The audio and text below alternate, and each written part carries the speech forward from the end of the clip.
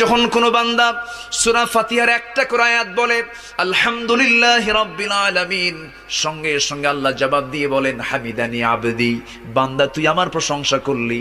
আর রহমানির রহিম যখন বলে আল্লাহ বলেন আসনা আলাইয়া আবদি। মালিক ইয়াউমিদ্দিন যখন বলে আল্লাহ বলেন মাজ্জাদানি আবদি। এরপরে যখন বলে ইয়াকা না'বুদু ওয়া ইয়াকা নাস্তাঈন পর্যন্ত যখন বলে আল্লাহ বলেন বান্দারে তুই আমার কাছে কি চাস, প্রাণ খুলে চা রে বান্দা। ইহদিনাস সিরাতাল মুস্তাকিম থেকে শুরু করে নিয়া ওয়ালাদ-দাল্লিন পর্যন্ত যখন বান্দা বলে তখন আল্লাহ বলেন বান্দা নামাজের মধ্যে এমন প্রেমের খেলা খেললি বান্দা, তুই যা চাইলি সব আমি আল্লাহ কবুল করলাম।